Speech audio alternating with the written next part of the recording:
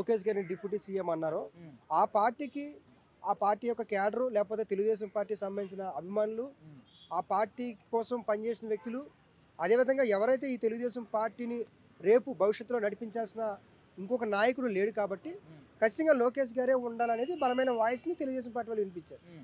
అంటే ఇప్పుడు డిప్యూటీ సీఎంగా పవన్ కళ్యాణ్ రాకపోతే ఓకే, ఒకవేళ గెలిచినప్పుడు పదవులు వీళ్ళకి ఇవ్వాలని అప్పుడే అనుకుంటారు కదా. సో అప్పుడు చెప్పకుండా ఇప్పుడు వచ్చి ఒక 7-8 నెలలు అయిన తర్వాత అంటే ఏం లాభం? అంటే ఇప్పుడు ఇది ఇంకా అది కన్ఫర్మేషన్ చేయలేదు. ఒక నిన్న నైటు దావోస్లో చంద్రబాబు నాయుడు గారి పర్యటనలో కూడా అదే విషయం చెప్పడం జరిగింది. ఏంటంటే వారసత్వ రాజకీయాలు అనేవి వారసత్వంతో రాజకీయాలు చేయడం అనేది సరైనది కాదు. లోకేష్ గారికి ఆల్రెడీ వ్యాపారాలు అవన్నీ మా తరపున ఉన్నాయి, కానీ రాజకీయాల్లో ఇంట్రెస్ట్ వల్ల లోకేష్ గారు రాజకీయాలకు వెళ్ళడం జరిగింది. కాబట్టి వారసత్వంతో రాజకీయాలు చేయాలనేది అది జరిగే పని కాదని విషయం చెప్పడం జరిగింది. సో ఇంకో విషయం ఏంటంటే పొత్తుకు ముందు ఎందుకు చెప్పలేదు, ఇప్పుడు ఎందుకు చెప్తున్నారు, అదే కదా టాపిక్. అయితే ఇది కేవలం ఓన్లీ మన ఏపీకే కాదు, మా కర్ణాటక ఎన్నికల్లో కూడా సిద్ధరామయ్య గారు సీఎం అయ్యారు, డిప్యూటీ సీఎంగా డీకే శివకుమార్ గారు ఉన్నారు.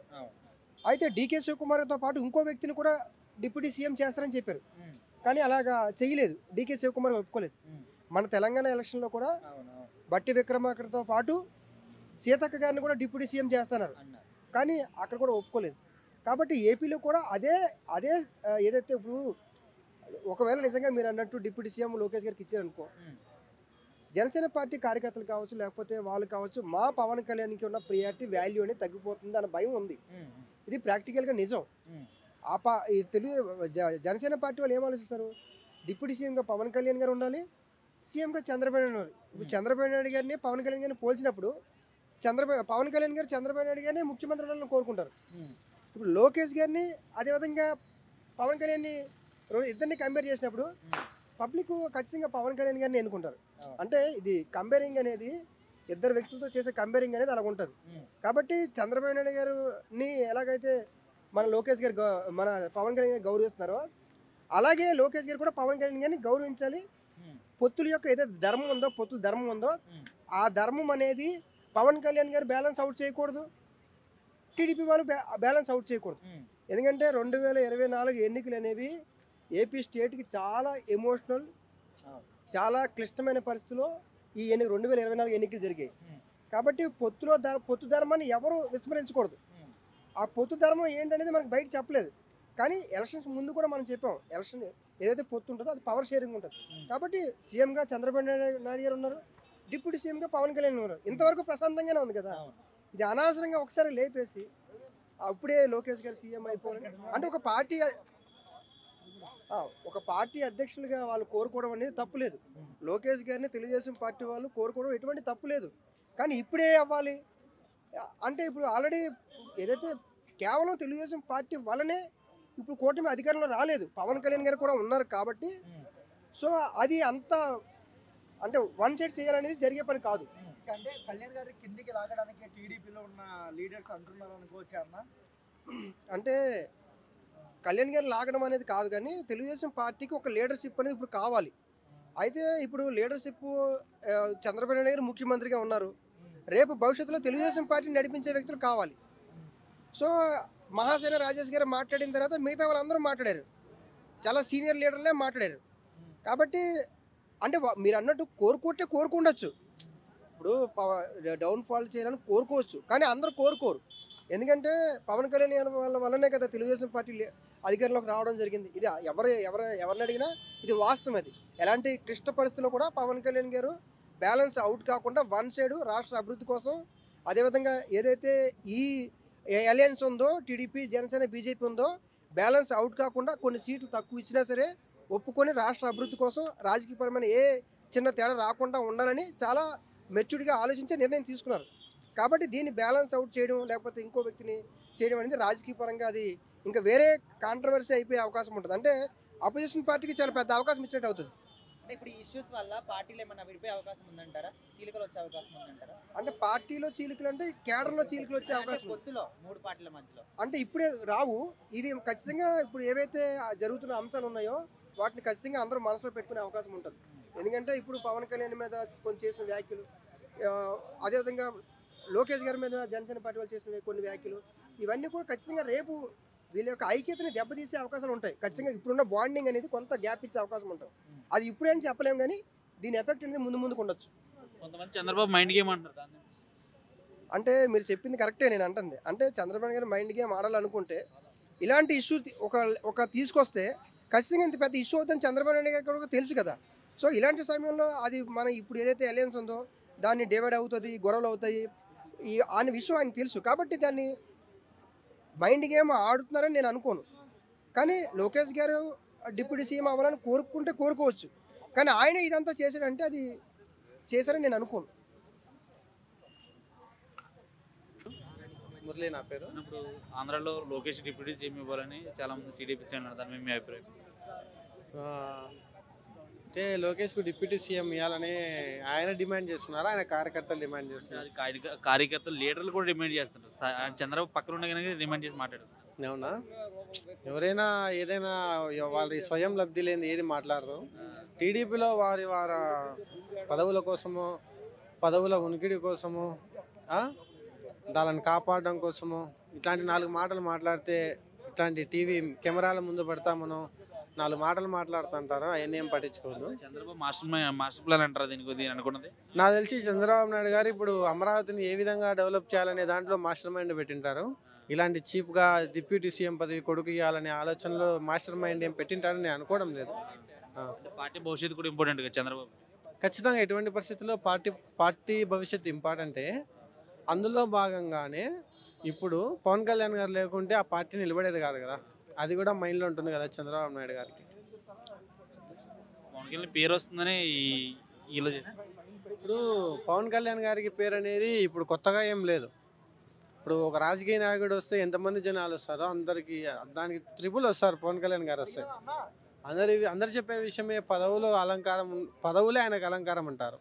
ఆయనకు పదవుల మీద ఏం ఆశ ఉండదు. ఒకవేళ ప్రజలకు మేలు అవుతుంది ఆయన డిప్యూటీ సీఎం నుంచి తప్పుకుంటే అంటే ఆయన ఎటువంటి నిమిషం ఆలోచన చేయకుండా ప్రజలకు మేలు అవుతుందంటే ఆయన డిప్యూటీ సీఎం నుంచి పక్కకు వచ్చేస్తారు. అన్న ఇప్పుడు డిప్యూటీ సీఎం గా ఇంత మంచి పేరు వస్తుంది కదా, ఓన్లీ రాష్ట్రంలో కాకుండా దేశవ్యాప్తంగా అందరు గుర్తుపడుతున్నారు. సో అందుకోసమని ఇట్లా వెనక్కి లాగడానికి చేస్తున్నారు అంటారు ఎవరైనా? ఆయన దేశమంతటా మొదటి నుంచి ఉంది కదా రాజకీయం పరంగా. అంటే ఇప్పుడు కూటమిలో ఆయన ఫేమస్ డిప్యూటీ సీఎం అవడం వల్ల రాష్ట్రం అంతా పేరు వచ్చింది అంటున్నారు. మొదటి నుంచి ఆయనకు దేశవ్యాప్తంగా పేరుంది. ఆయన కూటమికి ముందు నుంచే మోడీ గారికి పవన్ కళ్యాణ్ గారు అంటే ఎవరో తెలుసు. కూటమి ముందు నుంచే అమిత్ షా గారికి పవన్ కళ్యాణ్ గారు అంటే ఎవరో తెలుసు. కూటమి ముందు నుంచి అన్ని దేశాల వారికి అన్ని రాష్ట్రాలలో దేశంలో పవన్ కళ్యాణ్ ఫ్యాన్స్ ఉన్నారు. ఈ కూటమి వల్ల పవన్ కళ్యాణ్కి పేరు వచ్చింది అనేది అవాస్తవం. అంటే ఇప్పుడు ఇట్లా నెగిటివ్ చేయడానికి కారణం ఏంటంటారు? డిప్యూటీ సీఎం వద్దు అనడానికి, నారా లోకేష్ ని తీసుకురావాలనడానికి.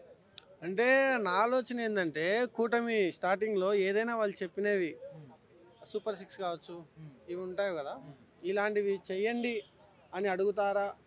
ఆ ఆలోచన పక్కకు పెట్టేసి ఈ టాపిక్ తీసుకొచ్చారు. డైవర్షన్ నా ఆలోచన. అంటే ఇప్పుడు ఈ విధంగా అంటున్నారు కదా, ఒకవేళ మరి ఇట్లా పార్టీల మధ్య మరి ఏమైనా చీలికలు వచ్చే అవకాశం ఉందంటారా? రావు.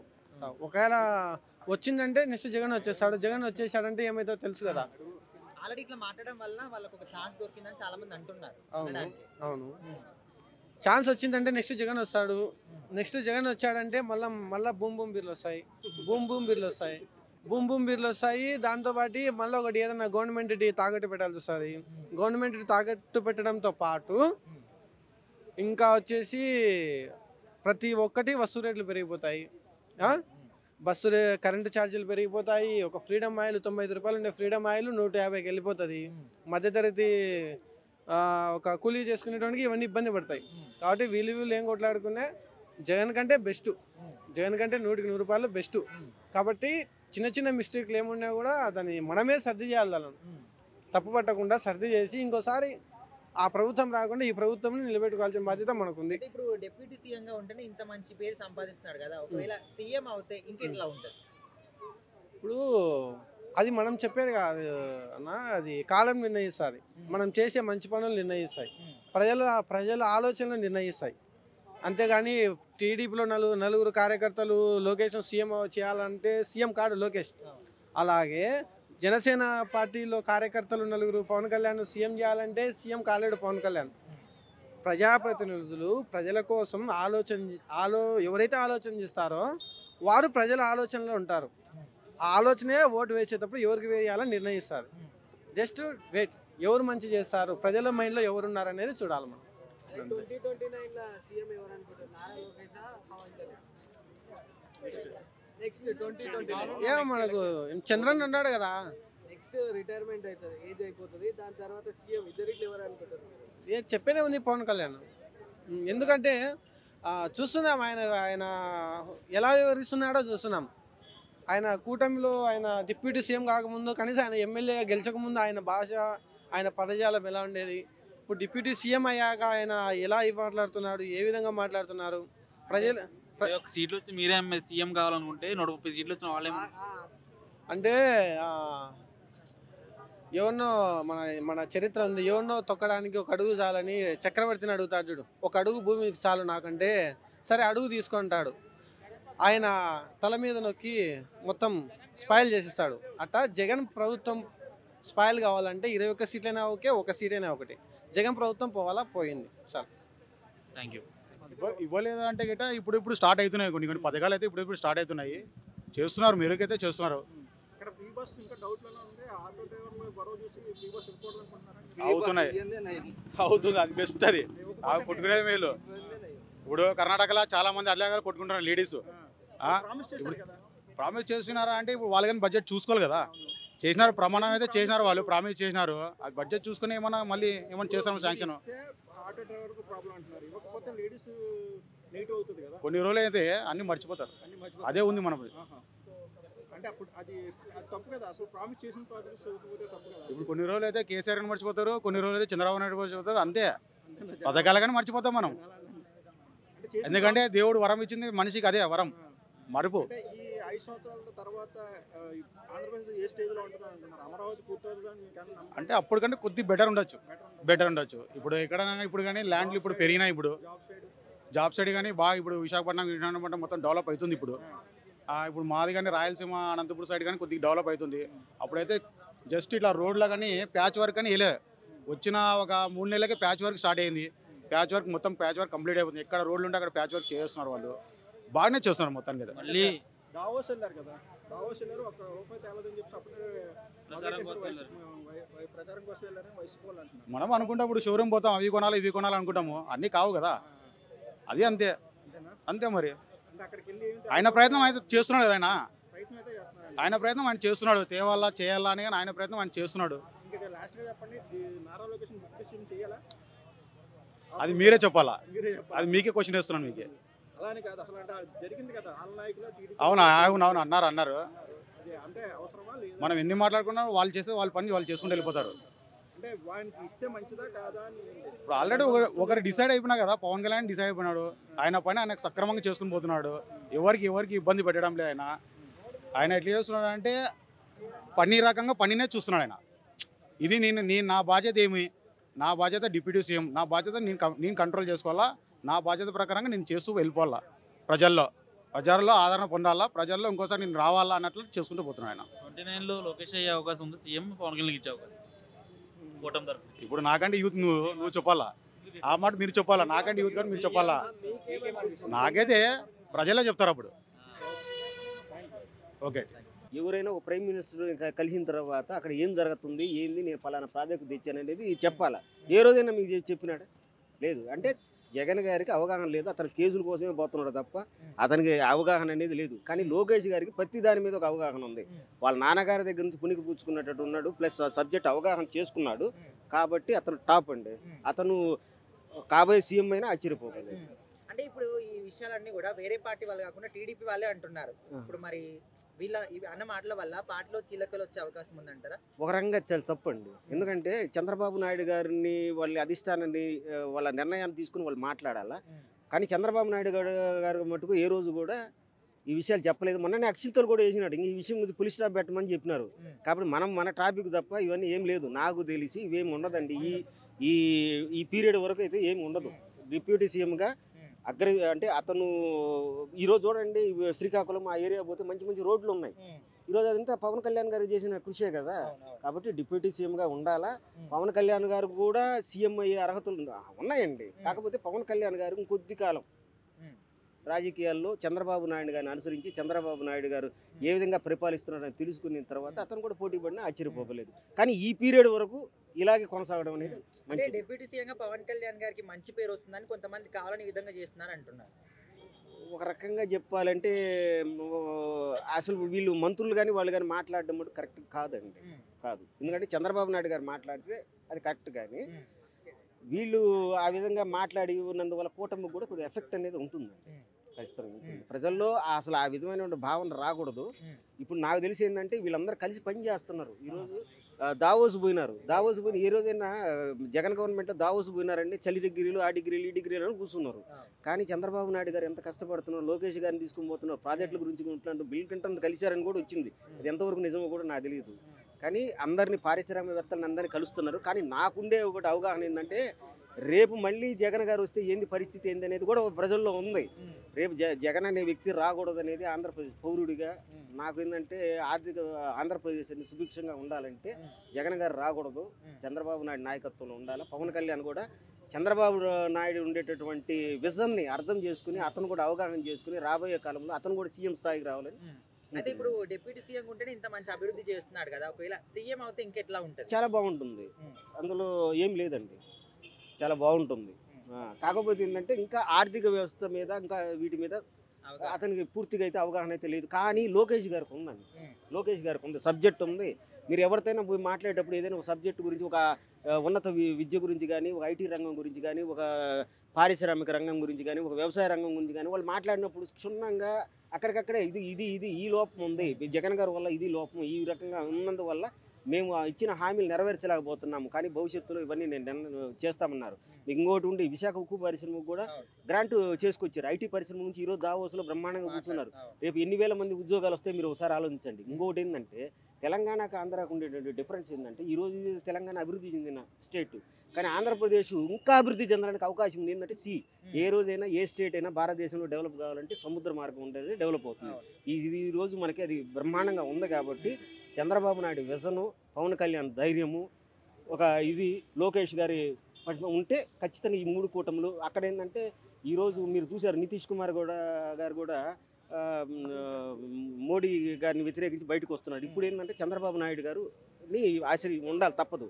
కాబట్టి మనకి ఈ టర్మ్లో మోడీ గారు కూడా చంద్రబాబు నాయుడు గౌరవిస్తూ ఆంధ్రప్రదేశ్కి కావాల్సినటువంటి గ్రాంట్ను కూడా రిలీజ్ చేస్తున్నాడు. 100% బీజేపీ గవర్నమెంట్ చాలా అంత ముందు కంటే ఇప్పుడు బాగుందండి. అంత ముందు గౌరవించే పరిస్థితి లేదు. ఎందుకంటే మాకు ఎక్కువ ఉంది, మేము ఇప్పుడు నార్త్ని డెవలప్ చేసుకుంటాము అది ఇది. ఇప్పుడు కొంతమందికి డౌట్ కూడా వస్తుంది, ప్రత్యేక దేశం కూడా ఏర్పడిపోతుందేమో నార్త్ సౌత్ అనే ఫీలింగ్. కానీ ఇప్పుడు ఏమీ లేదండి. ఈరోజు వాళ్ళకి దేవుడి అంత సంపూర్ణ మెజార్టీ రాలేదు కాబట్టి ఆంధ్రప్రదేశ్ ఖచ్చితంగా డెవలప్ అవుతుంది. రెండోది ఏంటంటే ఈ కూటమి మీద మోడీ ప్రభుత్వం కూడా ఆధారపడి ఉంది కాబట్టి ఖచ్చితంగా ఆంధ్రప్రదేశ్ సుభిక్షంగా ఉంటుంది. వీళ్ళకి కూడా ఇంకొక విషయం ఏంటంటే ఈ మంత్రులకి వీళ్ళకి కూడా ఈ నోరు ఎక్కువ చేసుకుని మాట్లాడకుండా అధిష్టాన వర్గంని చేసుకుని మాట్లాడితే మంచిది. ఈ కూటమిలో చిచ్చులు పెట్టకుండా ఉండడమే మంచిది. ఈ కూటమి సుభిక్షంగా ఉంటేనే ఆంధ్రప్రదేశ్ డెవలప్ కావడానికి ఛాన్సెస్ ఉన్నాయి. చూసుకున్నట్టయితే టీడీపీకి జనసేనకి కొన్ని యుద్ధాలు జరుగుతున్నాయి కొంత వయసుగా. సో మోడీ గారి సపోర్ట్ ఒకవేళ ఇస్తే టీడీపీకి ఇస్తాడా లేదంటే మన కళ్యాణ్ జనసేనకి ఇస్తాడా? నాకు అది ఊహాజనితమైన క్వశ్చన్. ఎందుకంటే ఈ రోజు ఇప్పుడు మనం సింపుల్ గా ఆలోచిద్దాం, కూటమి విడిపోకూడదని మనం మనస్ఫూర్తిగా కోరుకుంటున్నాం. ఒకవేళ పవన్ కళ్యాణ్ బయటికి పోయినా కూడా ఏం కాదు, బీజేపీ కలిసి వచ్చినా కూడా చంద్రబాబు నాయుడు కూటమి అనేది ఉంటుంది. కానీ ఆ విధంగా జరగకూడదు. ఈ ముగ్గురు కలిసి ఉండాలని తీర్పు ఇచ్చారు ఇక్కడ. ఈ కలిసి ఉంటేనే ఆంధ్రప్రదేశ్ డెవలప్ అవుతుంది. ఈరోజు మీరు చూడు ఆ ముగ్గురు కలిసి ఉన్నందువల్ల విశాఖ ఉక్కు పరిశ్రమ ప్రైవేటీకరణ కాకుండా 1100 ఎంతో సంథింగ్ ఆ గ్రాండ్ చేసినారు. ఈరోజు శ్రీకాకుళంలో మంచి రోడ్లు వస్తున్నాయి. అక్కడ నుంచి వేసేసి వ్యవసాయదారులు ఇంకోటి ఏంటంటే వ్యవసాయదారులు కూడా 1 డేలో ఇచ్చేస్తున్నారు అమౌంట్. అదే కరెక్టే అండి. మళ్ళీ ఒక సభలో లోకేష్ గారు చంద్రబాబు గారు ఉన్న సభలో బలిలేని శ్రీనివాస్ రెడ్డి లోకేష్ చేద్దాం డిప్యూటీ సీఎం అన్నారు. అది కరెక్ట్ కాదు. ఖండించలే కదా చంద్రబాబు నాయుడు ఆ టైంలో అక్కడ ఖండించకుండా ఎవరు అత్యంతలు కూడా వేసినారు. మీకు చంద్రబాబు నాయుడు కూడా చెప్పినారు, మీకు ఈ విషయం గురించి ఇంకా మీరు మాట్లాడొద్దు అనేసి బహిరంగంగా చెప్పినాడు. ఇప్పుడు బహిరంగంగా వాళ్ళు లేచేసేసి ఇట్లా చెప్పరు. వాళ్ళకి ఆల్రెడీ మీడియా ముఖంగా ప్రకటించాడు కదా, ఈ విషయం గురించి మీరు ఎవరు మాట్లాడొద్దు అని చెప్పేశాడు కదా. ఇప్పుడు ఎవరు మాట్లాడలేదు. ఇప్పుడు నాయకులు ఎవరైనా మాట్లాడుతున్నారా? నేను పక్కా తెలుగుదేశం, నా పవన్ కళ్యాణ్ ముగ్గురి కూటమి తిరిపిచ్చింది కాబట్టి అది గౌరవిస్తే అది డిప్యూటీ సీఎంగా ఉండాలని కోరుకుంటాం మేము. కానీ వాళ్ళు మాట్లాడింది మటుకు తప్పే, 100% తప్పే. కానీ చంద్రబాబు నాయుడు గారు చెప్పినారు, ఈ విషయం నుంచి ఇంక మీరు డిస్కషన్ చేయొద్దని కూడా చెప్పేశారు. ఇంకా ఆ విషయం డిస్కషన్ రాదు. పవన్ కళ్యాణ్ గారు ఈ పీరియడ్ మొత్తం డిప్యూటీ సీఎంగానే ఉంటారు. ఈయన మన లోకేష్ గారు మినిస్టర్గానే ఉంటారు. చంద్రబాబు నాయుడు చీఫ్ మినిస్టర్గానే ఉంటారు. ఇంకో మాట కూడా పవన్ కళ్యాణ్ గారు అన్నారు, ఈ టర్మే కాదు వచ్చే టర్మ్ కూడా మేము చంద్రబాబు నాయుడిని గౌరవిస్తూ అతనే సీఎం కావాలంటున్నారు. కానీ అతను మంచి మనసు కదండి అది. ఎందుకంటే ఇంకా వయసు ఉంది, కానీ ఇంకా ఈ రోజు కూడా మనలాగానే పనిచేస్తున్నాడు అతను చంద్రబాబు నాయుడు. అంత గొప్ప అడ్మినిస్ట్రేటర్. అతను గౌరవించినప్పుడు మేము కూడా ఒక తెలుగుదేశం కార్యకర్తలుగా మేము తెలుగుదేశం వేరే అభిమానులుగా మేము చెప్పేది ఏంటంటే పవన్ కళ్యాణ్ గారిని ఈ విధంగా మళ్ళీ డిప్యూటీ సీఎం మా లోకేష్ వస్తారని తెలుగుదేశం వాళ్ళు అనడం కూడా మేమైతే వ్యతిరేకిస్తున్నాం థ్యాంక్ యూ 100%.